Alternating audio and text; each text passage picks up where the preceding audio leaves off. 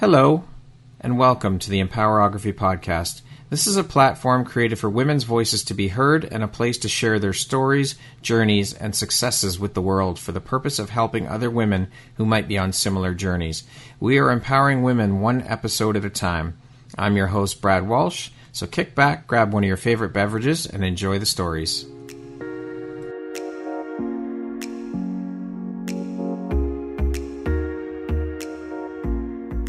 If you're looking for jewelry that makes an impact on your self-care routine and your style, Empowerography would love to offer you a discount code to one of our exclusive partners, Quartz and Canary Jewelry and Wellness Company. Please use code EMPOWER15 to receive 15% off upon checkout at www.quartzandcanary.com. Quartz and Canary is truly the place where spirituality meets style. Hello there, Brad Walsh here, your host of the Empowerography Podcast. Today, my guest is Tamara Leland. She is an educational assistant, a massage therapist, the owner and founder of If Ministries, an international best-selling author, and of course, last but certainly not least, she's a mama to 4 kids. Tamara, welcome. How are you? Hi, Brad. Good morning. Thank you. Thank you so much for having me. I'm doing well. It's an early morning where I'm from right now, but but I'm doing well. Well, thank you for making and taking the time to be here today. And I'm really excited to have you here. We've been talking about doing this for a while, so it's nice to finally actually have you here live and get this done with you. I'm so looking forward to jumping in and sharing more about you and your journey and your story with everyone. So let's jump right in. So as I mentioned, you are all of those things. That is one hell of a lot of hats you wear and quite an extensive resume you have. How on earth do you find the time for all this, Tamara? And how important is prioritization and organization to you? And how do you stay on top of things? Oh my gosh, it is a lot of hats. And it's certainly not something I thought I would be doing, all these different things. But as life goes, sometimes it just happens. And what's huge for my world is schedules. We all have our schedules. Like you said, I've got the 4 kids. They've got their own. I've got my own. I definitely have to stay on top of that scheduling. Somebody introduced me to the calendar app on my phone a few years ago. I was like, This is genius. So it's with me everywhere. So thank goodness. So I used to have like the good old, big old wall calendar. Yeah. I mean, you can't take that with you anywhere. So that's had to change. But no, definitely keeping on top of everybody's schedules it's not an easy task. I don't do it alone though. I always want to state that, I'm a single mom with 4 kids, but I have a tribe of people that I lean on when I need, other kids to get here and there. I lean on people, and then I lean on my own kids. They have to step up for me. If I'm busy in my clinic room, which thankfully just is in here in my house, they can pick up the slack and, make supper that night, or they have to do these things. So we kind of work together. It's a team effort. Thankfully, I'm not on my own doing all of it, but definitely I notice every little moment of time. And so when I come home for lunch from the school, I'm throwing supper in a crock pot, or I'm changing the laundry. So just always constantly thinking about what next has to be done. So yeah, it's busy, but yeah. No kidding. But I think that's incredible that you do have that support system to lean on, and you're not afraid to ask for help, because I find that so many people are scared to ask for help. So I think that's amazing that you are not too proud to ask for help, and that you rely on your kids too, because your kids are a little bit older. Sure. A couple of them are, right? They are. Yeah. There's a couple now I've got 3 teenagers and one that's 10. And so, so they're stepping up as well. And I want to be honest, like I wasn't always one to ask for help. It took me a bit to actually swallow that pride and say, like, I can't do this all. So I think it is important for people to know that it's not shameful to ask for that, because boy, we all need it. Yeah, for sure. Well, kudos to you for doing that. And I think it's great because we all need help, and there is no shame in asking for help. There's nothing wrong with asking for support. No, so not at all. As mentioned, you're the owner and founder of If Ministries. Can you tell us a bit about that? What the ministry is all about, the mission of If, and what the inspiration was behind starting If? And did this journey begin with your own personal struggles? Yeah, for sure. So it's just a really new ministry that I began this summer. It's been on my heart for many years, but this year was the first moment where I kind of started to launch it a bit. It's a faith-based ministry, and it's kind of birthed out of my wrestling my own faith. I spent my whole life going to church and with the idea of how faith was supposed to work and look like. And And when everything kind of fell apart, I kind of was left at a point where I was wrestling with everything I believed in and everything what I knew to be true. And so I found myself questioning everything. So at that point, I was deciding whether or not to actually believe in what I believed in or walk away from everything. And I chose to wrestle through some really hard questions. And what I discovered was that even if everything falls apart, even if, I don't even want to say that, even if things don't go the way I think they should, or if what's the word I'm looking for? If the walls are falling down and caving in, even if I've lost all hope, God is there, and he is gentle and he's kind and he's loving, and he just is waiting there for me. And so I came to the point where I must not be alone in these questions. I can't be the only one who's wrestled in her faith and in her hard times. And so I just wanted to find a space for me to share my wrestling and a space for others to share theirs. So that was birthed this summer. And if I can have one mission statement for it, it's to reach the world to share the hope of Christ and what he's done in my life. So whether it be through my blog writings or through speaking or just sharing, parts of my story and how I came to these wrestlings and came through these wrestlings, that's what it was kind of birthed out of. How does it work? Like, do people come to, do you have a space that you hold sessions in? Like, how does all that work? Right now, it's just like I said, just beginning, but I've got a website that my If Ministries began out of, and people just contact me through there. There's a couple of questionnaires in there that they can answer, and which direction they can see the areas of my life that I've walked through and the things that I've gone through that I can come, and I can either come to their events and speak, or they can just contact me and have questions or time together. Like, I'm very open to what it looks like at this point with just connecting. I think that was my biggest thing, is I just wanted to connect with others. Yeah. So I've done some speaking, and I've done some writing for different magazines and different articles here and there. I've also, of course, written, like you said, that the book, being part of the book that we were a part of. So it's a place where they can get a hold of me, and we can go forward of how that looks. I have big vision of what it's going to look like moving forward. I've got, of course, ideas of hosting seminars, on weekend seminars on grief and on certain traumas and different things that I walked through. And those are just in the beginning stages of some of those right now. Beautiful. You and I have been friends for over 20 years, and I know your story. But for those who don't know, would you mind sharing with us a little bit about your personal story, your personal journey? Sure. It was about 12 years ago now, I guess it was. My husband and I, we've been married for a few years. We had 3 children at the time. My oldest being, I think, 5 at the time. So 5 and 3 and 18 months old. My husband, Jeff, was getting ready for going on a missions trip with our local church.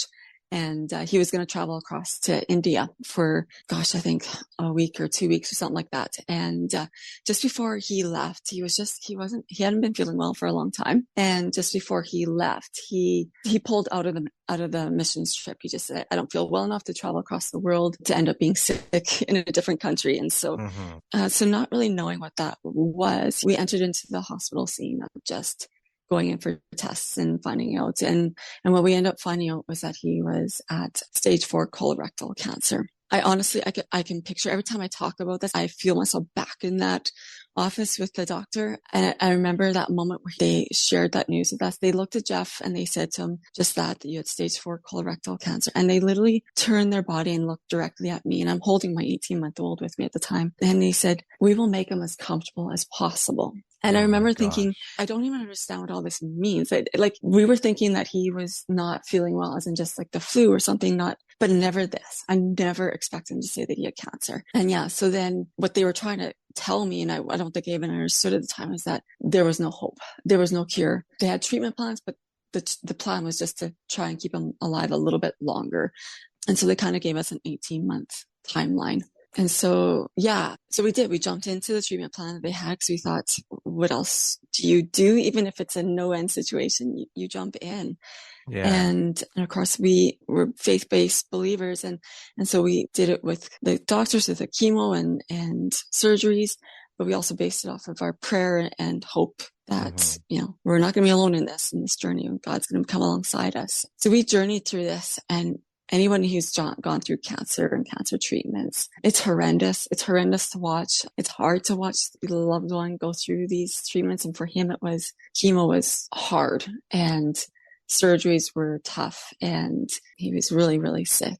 And yet through the first diagnosis, we found out he was, 4 months into it, that the tumor was gone. It was gone. Wow. And it was kind of what we chalked up to as a mini miracle, because the doctors were confused by it. They kept sending us away for scans and to see what happened, and kept coming back negative, no cancer, nothing found. And so we were in shock and disbelief, and not, because that's what we were praying for. Right. And we were praying for that miracle. That's the hope we had, was just a miracle, because the rest was pretty bleak.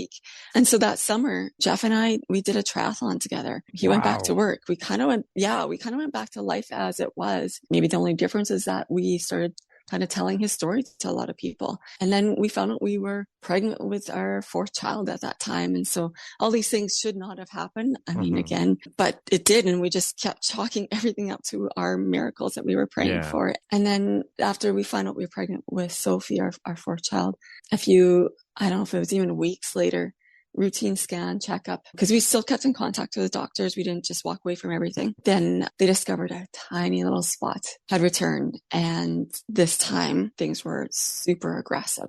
And it wasn't anywhere like the first diagnosis. This time it was aggressive. And the deterioration of my husband was very quickly. And there was just a point where we just said, we talked about it, we prayed about it, and quality of life is huge. And at one point we decided that we were done with treatments, and then we were going to just let it be, whatever it is. Right. And still hoping and praying for that second miracle, because we saw it one time, but this time it took him home, and it happened in a very short period of time. And so I was left with 3 young children. Brock, I think, was 7, 5, and 2 at the time. And then I'm 8 months pregnant. Oh my God. With Sophie. Yeah.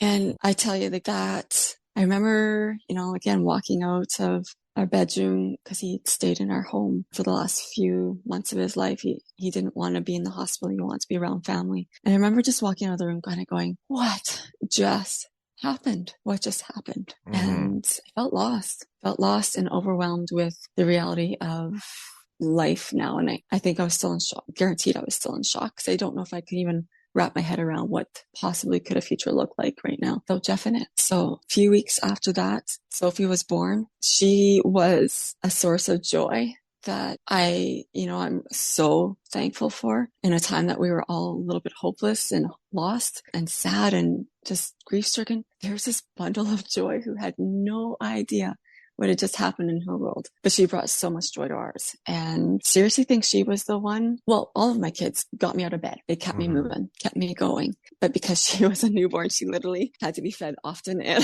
so she literally got you out of bed. She literally had to get me out of bed. And honestly, I think that was one of the best things for me. It's still hard to believe that was part of our story, that she had to be born into a broken home like that. But I'm so grateful. So thankful for it. Yeah. That is so sad and yet so powerful at the same time, that you had Sophie, and not to say that your other children didn't keep you going as well, but having Sophie being born and literally forcing you out of bed because you had to. Yeah. At one point I remember thinking, I cannot believe we are pregnant. Like, how could that even be possible against all medical odds as well? And I almost kind of got angry that I was. Yeah. Because I thought, how am I going to deal with yet another child now? And yet it turned out to be that source of joy and such a gift in the end. And she was the timing of her was perfect. And I don't believe in coincidences. So I believe it was a godly timing. I really do. So how did you begin and start your healing journey from all that you had been through and were dealing with? I mean, there must have been days like you just did not want to get out of bed. And I know you had to because of the kids, but how did you begin your healing journey from all this? There were days where I literally was caught on my bedroom floor or my bathroom floor, just curled up in a fetal position, tired, exhausted, emotionally drained, lost. And then there was other days where, I was able to kind of cope and just do the thing I had to do next. And so I think I kind of went into a survival mode instantly afterwards because I had to. But then I ended up having to, you have to still live. Unfortunately, that's the worst part about grieving, is that the world doesn't stop because you want it to. You have to figure it out. But I think I was telling myself that I was healing and moving forward because I was just doing the next thing that had to be done. Again, not a bad thing. I don't think survival mode, I don't want to give it a bad rap. That's a good thing. You're still moving forward. But I don't think I dealt with things for quite a while after Jeff passed. So we ended up having to sell the farm and move to a different location to try and handle. I couldn't do life on the farm. It was too much to handle. And I kind of needed a new start, a fresh start is how I was feeling. It just felt like it was too many memories that were causing more hard times and hurts. And so we moved and started fresh. But I think if I can say what I tried to do was try to fix things when I did that too. I wasn't really trying to deal with things. I was just trying to fix that pain. So when I moved, I actually thought there was a way of fixing things, was just to, I hate to say replace Jeff, because that doesn't sound really, but in some sense try and replace what was lost, right? And it wasn't necessarily trying to replace him, but what was lost in that sense of a partner to help me fill through that this. hole, fill that gap. And help me with the children and help me to fill that, like you said, fill that hole. And so I did. I started dating, but I was doing it at a totally wrong mind frame and truly out of wrong intentions, and ended up being like probably one of the worst and best mistakes of my life, if I could say that, because that became my breaking point. I found myself in a relationship that I wanted to, like I said, I wanted to fix what was missing. But I found myself in a relationship that was incredibly toxic, incredibly emotionally abusive. It was actually a really terrible choice that I made. But in the end, it landed me into the end of me and the end of that survival mode. And that's where I actually ended up in the hospital for a few months after ending that relationship. And that's where I began the intentional work of going through the healing process and going through the grief. I spent 2 months actually at the mental health ward in the hospital. And I knew it was going to be risky to start the hard work. It's going to take, again, hard work to go through grief and to figure out why I did the choices I did and to land where I landed. But it was at that moment, at that breaking point, that I wanted to live again, that I actually wanted to intentionally move forward with my family. And I wanted a certain life and not just a survival one anymore. I wanted to thrive. I wanted my kids to thrive.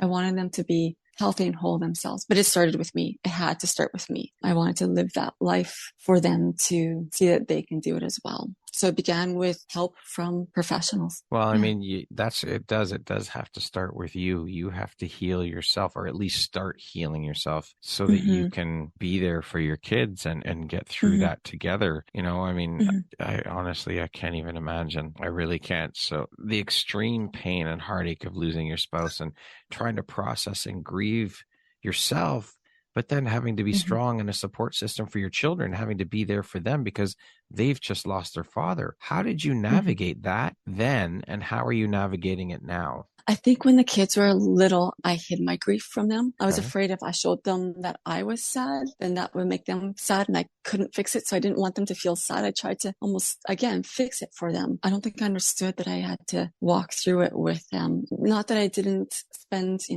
laying in bed with them at night, crying with them. And when they had those tears, I certainly, had them come to me. But I don't know if I let them see me cry. I did a lot of my own grieving between the hours of like 12 and 2 in the morning. When no one can see me, and just kind of just kept life going for them throughout the day. But what's shifted in me from then to now is that I actually grieve with them now. I feel like I give them permission to grieve when I grieve, that they don't have to always be so stoic, and they don't have to always hide their grief. They don't have to always hide their tears or their pain and their sorrow, that they can admit that, this is really tough. And especially now with, as my kids are getting older, there's some milestones that they're walking through, and there's a real hole missing. There's a real person who is not there with them. And it sucks. There's no other way to say it. It sucks. It hurts. And there's nothing and no one that can replace that father figure that would be their own father. And, my oldest Brock is graduating this year, and which is crazy when I say that out loud, but he is, and he's excited, and I'm excited for him, but there's a real missing person there that should be there celebrating with him. So those are the hard things that I find still now, that this, those milestone moments, I know that those are always going to be done with joy and excitement, but still with a little piece of us not there. So I think when my kids now have some of their questions, again, are at an age now where I can talk to a few of them differently now too. I can have some of those hard conversations of, having a hard day and where's this coming from and what's the root of all of this? And so I think I'm hoping that I'm more present with them in their grief, and that I'm letting them be more present with me in my grief. It's shifted over the years for sure. So how has this tragic loss changed or helped shape your relationship with your children, would you say? Again, I'd like to think that that's brought us actually way closer than I think we would have been before this. When you walk through such tragic loss, you either become bitter or better, I think. And I think all of us have chosen to want to become better, which meant that we had to come and support each other a little bit more. So I've got my older kids, like I said, and they work now. And so some of them don't come home till late at night. And I still find that, like my oldest two, they'll come into my bed and just, share their day with me. And, we're talking 16, 17-year-old children still crawling up beside mom and sharing their day and telling folks, some of the good things or some of the bad things that are happening. So I feel like there's been a better open communication, lots of room for growth, and that always, because kids are kids and life is busy, but I do believe it's brought us closer together. It's open communication for us.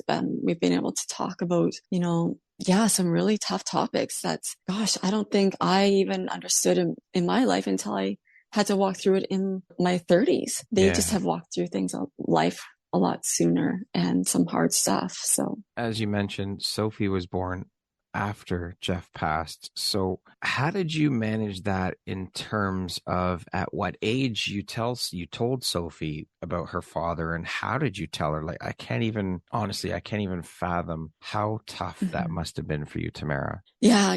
It's because, again, like you said, she was born into this. We never stopped talking about her dad. We still do. We talk about Jeff, we would still remember the stories and we talk of it. So when she was littler, she would recite these stories as though she was there. And it was awesome. It was cute. And so we kind of always made sure that she knew who he was and that he was a wonderful person, that he loved her. But I have to be honest, I don't think I informed her. She knew that he wasn't here, but I didn't inform her that he was gone and how. She came home from school one day, kindergarten, and unfortunately she learned from kindergarten that our family looked different. Up until then, that was just our family. She didn't know the difference. And so she was like, there was something that they were talking about in family and stuff at school, that she came home and discovered that she's like, wait a minute, my dad isn't here and he is gone. He has passed away. But that's kind of unique to our story. And again, not that everybody has the same story of a family unit together, but in her circumstance, in her circle, that was the case, that everybody in her circle had the family unit still intact. And so she came home from school one day in tears, and I had to, at 5 years old, kind of explain that dad wasn't well and he was sick and the doctors couldn't fix him. And that's the extent of how I explain it at that age, because I didn't want her to fear the word cancer. It's already a scary topic for a lot of people. I didn't want her to fear, though, every time she heard that word, that meant death, because it doesn't always. And so I just didn't give a lot of detail.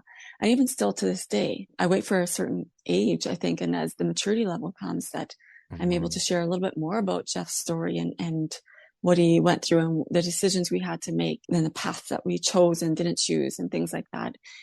Certainly comes with a maturity level. And so now that she's 10, we've talked about cancer. And again, both her and Bodhi, my third child, because he was only 2, he didn't even know that his father passed away from cancer until later on. But so we've had some harder conversations. So it's almost like grief. It doesn't. It kind of comes alongside you for a lifetime when it's so young like that, because it's different stages where you have to process it differently as you mature and grow and walk through some different things. But yeah, I tell you, with Sophie, when she came home and she had that realization, boy, that broke my heart. It just broke my heart. And, you know, in that hospital that night when I delivered her, I remember looking down thinking, you have no idea what you have lost. And she didn't. She really just didn't. And yet now she's grown up for her age, that's for sure, because she's had to. But we've had some really good conversations about what she knows she's missed out on. It's one of the biggest things that she talks about often is that she's just really sad she never got to, well, for one, have a picture with him. Mm-hmm. Like everybody else has these baby pictures with him. Yeah. And for another, she really is sad that she's missed out hearing his voice. I'm sure. She doesn't even know what he sounded like. Mm-hmm. That's something that's hard enough for us as adults to deal with when we lose someone, that you'll never hear their voice again. So for kids, it like I said, grief is it's a strange animal. It's a tough animal to deal with as an adult. So navigate that as a child, as a kid, I just, you know, I can't even imagine it. It's a very tough road to walk for sure. Yeah, it really is. And I think, again, as she grows and as all the kids grow and realize, and they start to lose those memories a little bit and lose the sound of his voice a little bit, it is tough. It is, you feel like you're kind of robbed of, and you're robbed of something that shouldn't have happened at such an age, right? Absolutely. And as adults, I can't make sense of it some days. So for them, it's tough as well, for sure. Absolutely. Mm-hmm. How have these experiences then helped shape the Tamara you are today, do you think? Oh, in every way. In every way, it has shaped me and grown me as a person. I think if you don't have to step through some really tough times, you just kind of do life and you kind of expect life just to go the same way, just good all the time. But when you go through some of these hard things, like a loss, and especially a loss of such significance, like in my home kind of loss, it rocks your world. And you have to figure out how to do life differently than you had planned. And, you know, 5 years ago, I lost my father to a heart attack. And that loss brought up a different type of grief in me than losing my spouse has. And I noticed the grief of Dad being gone when we gather as a family. I noticed it. But, you know, I've been away from home for years. And so I only got to see Dad during some special occasions, it seemed, because life was just pulled us away from, hours apart from each other. So we didn't share every day together. But when Jeff died, it was, my entire world was gone. And who I thought I was as his wife, as a mother, as, you know, our future. We had our retirement planned out already. It's, you know, almost at day one, we had like what we were going to do. And then it was going to look like this. We kind of, you kind of have those goals that you had together. But when that gets taken from you, you have to rebuild. And, you know, I started rebuilding a few years ago from scratch from day one of who is Tamara? Who am I apart from all these things? And, you know, because if we're honest, it could happen again. I'm not guaranteed to have everybody in my home tomorrow or for myself to be here. We're just not guaranteed these things. And so that's right. So I want to shape myself daily and keep growing who I am. And maybe not always say that I am a grieving widow, because I think I'm a person who's gone through grief, who will continue to grieve. And I am a widow, but I'm not only a widow. Like, I want to be broader than that. I don't need to find by these things. You're so much more than that. I want to grow from them. I want to learn from these experiences. I want to grow who I am as a person because of my experiences. So it's completely shaped me. So what would you say then is one of the most important lessons or takeaways you've learned through this whole process? I'd say life is hard. Yeah. That's a big thing I've learned, and it's not always an easy thing, but don't ignore the work that it takes to walk through grief even. I don't think that there is a book on grief per se that would say that you're going to follow these steps. I think there are definitely stages of grief that you walk through, absolutely, but it's messy. It doesn't follow a rule of you're going to go through this stage first and then this stage next. And this, I think you follow all the stages of grief, but it doesn't necessarily come in a certain timeline. So don't ignore that though. I think for myself, when I first started walking through it, I just kind of ignored all of that and just kind of said, well, I just have to plug away. I just have to keep living.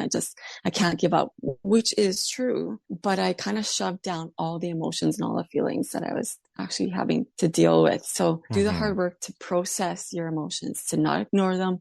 Don't let them lead you, but don't ignore them. And just to recognize that they are there. And it will be messy and it's not going to be perfectly done well, but to do the hard work to walk through it. It is hard work for sure. A friend of mine says that he lost his mother years ago, and he was comparing it to putting those feelings or putting grief into an empty room. And when you need to, or when those feelings come up, you go back and you let yourself into that room and sit in the room with those feelings. And then when you're done doing what you have to do for that moment, you leave the room, close the door, and leave it there. And carry on with life. Absolutely. And when you need to go back, you go back into that room again. I thought that was a very interesting way of looking at it. Yeah, no, and I would agree, because I think for some reason we have this idea that if we go through a grieving process and we think we've gone through all the quote unquote 7 stages of grief, then we're done. And I don't believe that's true, because I think there's a lot of things that will trigger us along the way of life. Like I said, those milestone things that you want to be sharing with your person and who's not there, that's going to bring up something, and don't ignore that, and be okay with that. I think just have a lot of grace with yourself in that, and be okay to be messy in that grief. But again, pick up and move forward. Don't allow those feelings to overtake you or lead you, or, but don't ignore them either. Yeah. For sure. What would you say was one of the most comforting or helpful things that made it bearable for you to deal with grief, the grief? Well, like I said before, Jeff and I are believers, and he was a believer as well. So I believe I will see Jeff again. I do believe that there's a day that I will see him. And that keeps me going in one breath, that it may be done for here, for now, but one day we will meet again. And I think it brings comfort for me knowing that Sophie, who feels like she's never met him, will also one day get that chance. And I see my kids growing now, and I see them, looking to their future and their life ahead now. And especially now at that stage of, graduation's coming, kind of back to back here. I'm excited for their future, and it brings me comfort to see that they are excited about their future too, that they have chosen to work through some of their hard grief and do some counseling and things like that. And I don't know, it brings me comfort to know that they don't want to stop living because life changed for them too, out of their choice, out of their hands, but they're going to choose to enjoy it and embrace life moving forward. So yeah, I think that has helped me to keep pushing through, is to see them push through too.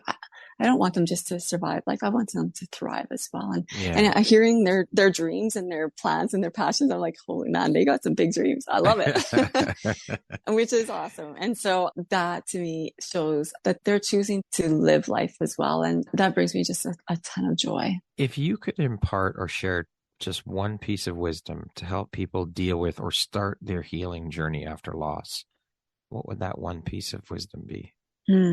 I think, like I mentioned before, is have grace with yourself. Grief is messy. It's going to show up at places where you don't expect it, and at times when you don't expect it, but that's okay. I think I would encourage, I know you said one piece of advice, boy, I can't do one piece, but it's just to not ignore, again, like I said, don't ignore the fact that you're going to have to walk through grief. And it's okay. And one day things will be okay again. And it's going to be different, but it's going to be okay. So just have patience. It's not something you just walk through and think it's done and over with. It's kind of a lifetime journey of walking through it. But each step gets better. And in some sense, I guess it does get easier. You learn to live with it. But it's, at the very beginning, you think you're never going to be okay again. And you are. I just want to make sure everybody knows you'll get through it. And you will be okay again. Just keep going forward. Thank you for sharing that, Tamara. Now, you, as we mentioned, you recently became an international best-selling author. How was that experience for you? Oh, man. How do you describe that? Mind-blowing. The thought that one day I thought maybe I'd like to write something or possibly write, my story somewhere. But actually to see it written down on paper and actually be read by other people and become an international, that's mind blowing. I'm a small town girl from, in the middle of nowhere, Saskatchewan. That just doesn't seem to be possible. Then that's truly how I felt. Never in a million years did I ever dream that. When I think back to my dreams in high school, nothing came close to Yeah. that. And so yes, can you tell my experience has been like, Yes. it's been overwhelming and awesome. And yeah, nothing I never expected. That's for sure. I'm so proud of you. I think it's incredible. Mm. I know that you shared your journey and your story in the book. How cathartic was that whole process for you? I mean, writing that, albeit it's 12 years later, you still had to relive that journey, right? Yeah. So I can only imagine how hard that must have been, but probably healing at the same time, right? It was. I think, when you walk back through it and you kind of go through all the process of your story and the details of your story, it does bring up a lot of emotions. And I have to be honest, there's times where I had to put the pen down or walk away from the computer for a bit and just kind of deal with it, because it stirred up a lot of things again. And yet when I would come back to the table and start writing again, it was like, oh yeah, but we walked through that, but we did journey through that. And I think the process of seeing where we started to where we are was a lot of healing. It's like, okay, well, we are a growing family. We are a thriving family. We have walked through some pretty dark days, but look of where we've come. I think that one of the hardest things I found was trying to put our life into a very small chapter in the end. That might have been my hardest part, was trying to put in what I thought was important, and yet where I felt like everything was important, but trying to weed through our story and get it across to others. But it certainly was a journey where I could finally, even in myself, look back and see where we started to where we are now. And I can say, be really proud of ourselves, be proud of me, and be proud of the journey that we've been on and where we are now. It was good. It was really, really healing for me. Beautiful. Well, I think you did a beautiful job on your story and sharing that. And the fact that you had the strength and the courage to step up and say yes to writing and sharing that story is a huge thing for starters, but to actually put it out there for others to read. I mean, the goal is to hopefully have others benefit from your story and learn from that, you too can get through, as we've been talking about through this whole interview, that they too can walk through this grief, and albeit there'll be tough times and it'll be hard and you'll want to give up, but you have to keep going, and you can keep going. Absolutely. Yeah. I think that it was tough to write it and put it out there for everybody to read. And maybe in some ways I was a little bit nervous afterwards, like, ooh, what if they don't like what I say or don't agree with the things I say or don't, like it is a vulnerable state you put yourself in, but for sure. But I felt, and I know that you've written your story, and I think we feel in these moments when we're writing that it's worth the risk. And it's worth for somebody else to hear our story and to give them a little bit of hope as well. And I think it is, again, I'm from a small town here in Saskatchewan right now that, people are buying these books left, right, and center. I was like, whoa, now everybody does know my story here. And that was a little daunting at first. And yet for sure, the response and the return has been overwhelming on so many different levels, that putting yourselves out there, it is risky, but it is worth it. It is worth sharing your story. That is so beautiful, Tamara. Thank you for sharing that. Tamara, to date, what would you say is your biggest high or your greatest win? My biggest high or my greatest win. Can we just go back to the last question? I think that's it. Yeah. I think that has been one of my biggest, just saying, I think yes to that book was the beginning of a lot of different things. And that's even before the process of writing the book or the process of selling and the trickle effect that has happened. It was saying yes to it. That was a big thing for me. Like you and I, we've talked many times on the phone, and you knew the struggle I have. To say yes to it. It was one of those things where like, I don't know if I can do this. I don't know if I want to, or if I have the ability to. And fear was holding me back. So I think for me, the biggest accomplishment maybe was that I faced that fear and I overcame it by saying yes. So maybe that was my greatest high for myself, was that fear didn't win this time. And so that's, I guess I won that time. Not there you go. That's huge. Not fear. Yeah, that is huge. It's a huge step forward. And like I said, it takes a lot of courage to say yes to that. That's the very first step, is saying yes to it. And so you should be very proud, and you should celebrate you for saying yes. And then, of course, there's everything else that comes afterwards, writing it and putting it out there for the world to read and all of those other things. So yes, you definitely should be very proud of that. I'm proud of you. I think it's incredible. Thank you. Thank you. What do you think your unique skill set or superpower is that's helped you become successful, Tamara?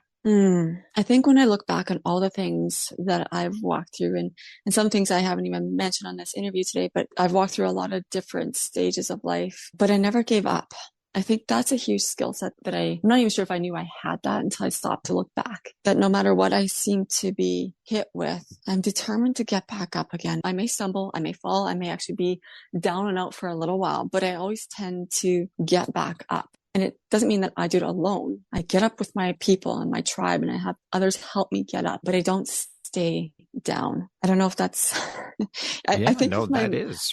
Yeah. If my mom was here, she'd probably say you were just a stubborn child before, but I think that was I'd like to say determined. Probably stubborn resilient, is also determined. Resilient. I know we can make it sound prettier than stubborn. But, we can. But the roundabout probably is, I'm stubborn. I don't, I don't know what kind of nationality that is in me that makes me become that way, but it's definitely something that I don't want to stay stuck. And so sometimes I think I felt that way in my life, that I feel stuck, but I don't want to stay there. So how do I get through this so I don't feel so stuck in this circumstance or stuck in this situation or whatever that looks like? So so I would say determination and someone who's going to fight her way back up again. Speaking of success, how do you define that word? What does the word success mean to you? I think, and I could be wrong, but I think it's not anything like the world would see it as, I'm successful by a beautiful house and, the material things of life. My personal success, or what I see success as peace within my heart and in my soul. I feel like I'm successful when I feel at peace with who I am and my relationship with God and my relationship with my children. And not that doesn't, even with the hard days, I still have a piece of who I am. And that to me is a successful life. I've walked a few years in my life where there was a lot of turmoil within me. There was a lot of, again, the emotions were being just shoved in and not really dealt with. So I never had that peace. And now when I've, given, my relationship with God the way that I have now, and I've wrestled through some of those hard things, I have this peace now, and I feel successful by that. Yeah. Beautifully said. What would you say is one of the most important things you've learned in your life? And what was your life like before learning it? And what was your life like after you learned it? I know this sounds like an obvious statement, but you only get one life. I've learned that you only get one life, and it can be taken at any time. You're not guaranteed it even. And so I've learned, I think, that what are you going to do with it? You have to have an intentional living attitude. Otherwise, life is going to overwhelm you. It's going to consume you. It's going to live you. And I wanted to turn it around, and I wanted to live life. And so I think that's one of the biggest lessons I've learned, is that I don't want circumstances or life around me to consume me and take over me, but I wanted to live my life fully, intentionally. And I don't want to waste it. I don't want to assume that I have all this time ahead of me. I want to take each day and live it to the kind of the fullest, and not like, for some, it's that adrenaline junkie. That's not for me, but it's for me, it's living fully to being present with my kids. And not always do I get that, but I think that's a challenge I now have, where before that, I was just kind of like, well, that's just life. So that's how it is. And I kind of didn't change the circumstances around me. I just accepted them in a way that was almost unhealthy and just kind of let it consume me. Whereas now I'm like, okay, well, that is life. How am I going to deal with it now? I love that. I think that's a big part of it, is living with intention, knowing that I only get this one life, and I'm not guaranteed time. So let's live. Let's do it. Yeah. What would you say is one of the best pieces of advice you've ever received? The one that sticks out to me probably the most is, my brother was there when Jeff passed away. And my brother had also lost a daughter, a baby, many years earlier. And so I remember that he took me out of the house, out of the room, and he put his arm around me, and he's my older brother. And he just said, the day that you laugh again, or you smile, or you find that you're joyful again, be okay with that. Don't feel bad about that. And at the time I was like, okay, I can't imagine laughing again in that moment. I can't imagine, at that time I just was just a mess, right? But I remember that day when I laughed again, and when I found joy, when I found something in life to be joyful again, I kind of recoiled, and like, I shouldn't be happy. I should be sad still. Jeff's not here. I shouldn't feel happy. And I heard my brother's voice, like, don't feel bad about that. And right alongside, I could hear my husband's voice saying, of course, get living. It's okay. It's okay. So I think that was one of the big pieces of advice that I am grateful for. Love it. Tamara, what does the best version of you look like when you close your eyes and imagine it? That's a tough question. The best version of me is someone who doesn't allow fear and fear of others' thoughts of her to control or decide or dictate what she does with her life. Well said. So I think when I close my eyes, I was just going to say, when I close my eyes and try and envision who I am, it's not so much even, again, the success of, being an international best-selling author or a successful speaker or all these other things, is that I just didn't allow fear to dictate what the rest of my life was going to look like. So my best version would be me moving forward constantly, in spite of, not saying I don't do these things fearfully sometimes, but I don't let it hold me back. I don't let it decide for me whether or not I'm going to do it. So so someone who is willing to face her fears constantly, if it has to be constant, and willing to face them and still move forward. That's huge, and good for you for doing it. Mm-hmm. Who in your life has had the biggest impact on you? And why? Oh, I don't know if I can say there's one particular person as opposed to a bunch of people have impacted my life. I was thinking about this multiple times, and there's just so many people that I am grateful for in my life. And I think there's been certain people that have come into my life at certain times that have spoken something that has kind of encouraged me to keep going. So I think that's I know it's kind of a general answer to that, but I think there's been multiple people that have had an impact. And in that moment, again, like I said before, I don't believe in coincidences. I believe that those are moments of impact that have shaped and changed my life. And they've come at a time where I needed them. So I'd like to say there's just, one person, but I think there's been so many, and I'm grateful for each one of them. Excellent. That's okay. Mm-hmm. What does the word empowerment mean to you? I see the word empowerment as a skill set, or being given all the tools we need to do a job. And I don't know if that makes any sense when I say it like that. But so for me specifically, having a skill set or having all the tools I need to do the thing that I'm called to do would be to be able to speak about my relationship with God and what He's done for my life, and what I feel like how He's walked through some things with me and the giftings that I feel that God's given me. And so I think when I allow God to work through my life, that I feel this empowerment, and maybe not so much of my empowerment, but through Him and through His empowerment through me. And so I feel like He has given me all that I need. He's given me His Bible, His Word. He's given me a skill set, that giftings of being able to write and maybe speak and share and things like that. Those are all the tools that I have. But with Him, I feel like through Him and with Him in me, that He empowers me to accomplish what I'm supposed to do with it now. Beautiful. Okay, we're going to jump into a little rapid fire section here. So the next grouping of questions should just be 1, 2, 3 word answer type thing. Okay. Sure. Yeah. If you came with a warning label, what would yours say? Construction zone. Always building. Yeah. Always tearing down something and rebuilding something else. Construction zone. Okay. If you could teach the world one thing, what would it be? God loves them. I think we need a place where people need to find hope right now. And I want them to know that God loves them. What is one thing you want but cannot buy with money? Contentment.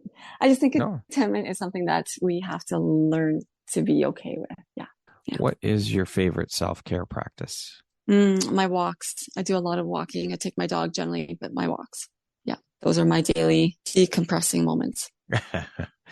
And you get out moving too. You get out into nature. It's good. Yeah. If you could be remembered for one thing, what would it be?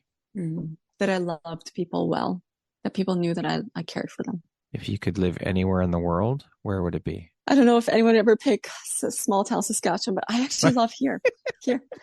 I know it sounds crazy. I mean, glamorous everywhere else, but I think I'm home. Beautiful. Yeah. That concludes our rapid fire section. Now back to our regularly scheduled program. What is the best compliment you can give yourself?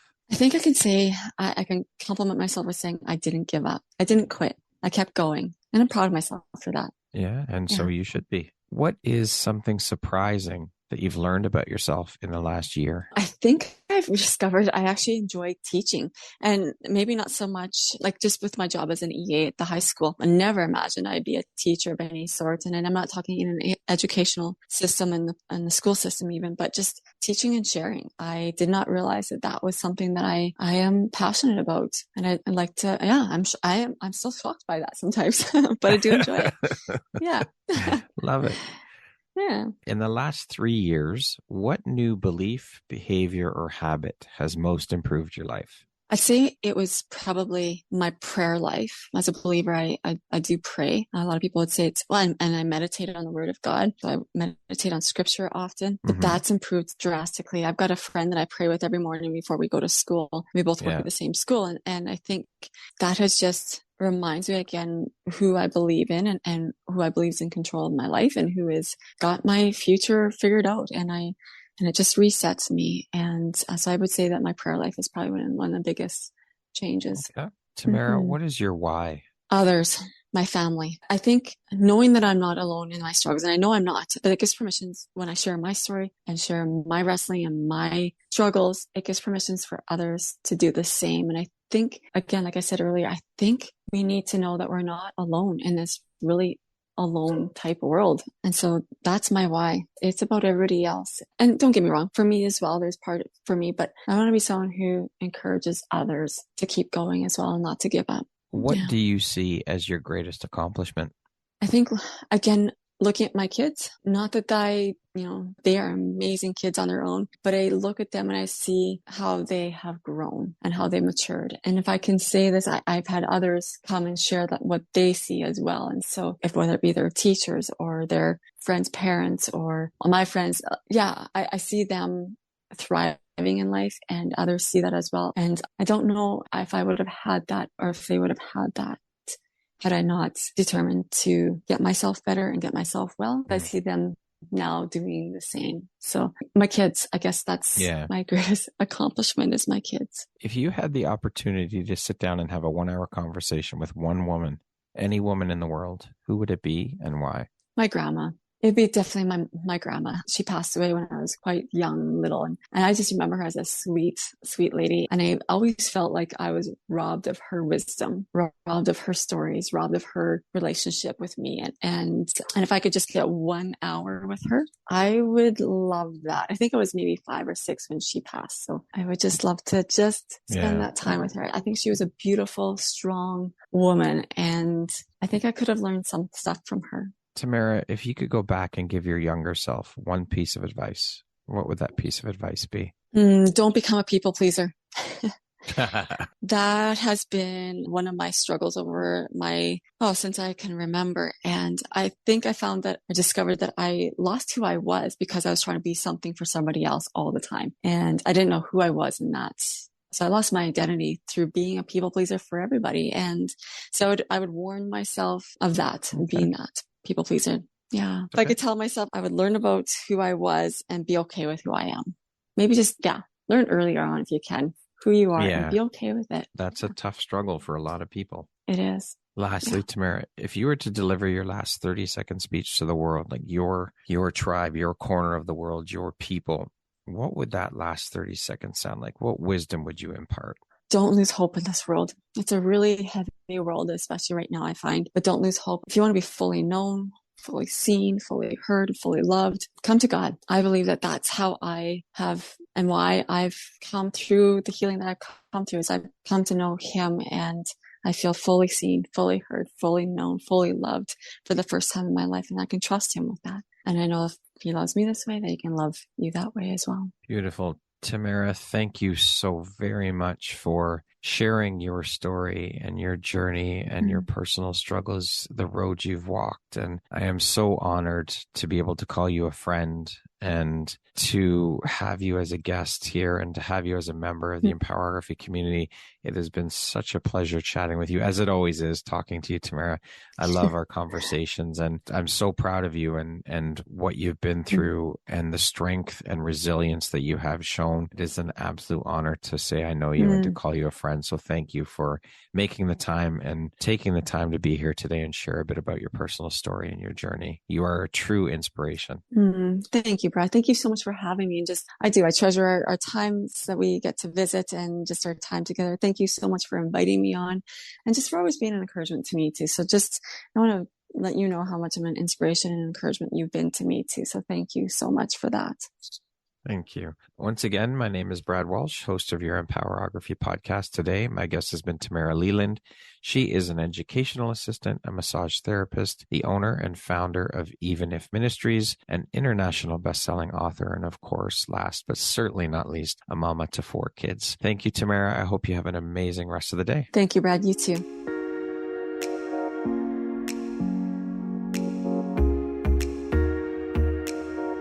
Thank you very much for listening to this podcast. If you haven't yet, please be sure to subscribe, rate, review, and share with all your friends. You can find me at visuphoria.ca and follow me on Instagram at Empowerography Podcast and on Facebook at Empowerography. Please join me next time for another inspirational story from yet another amazing woman.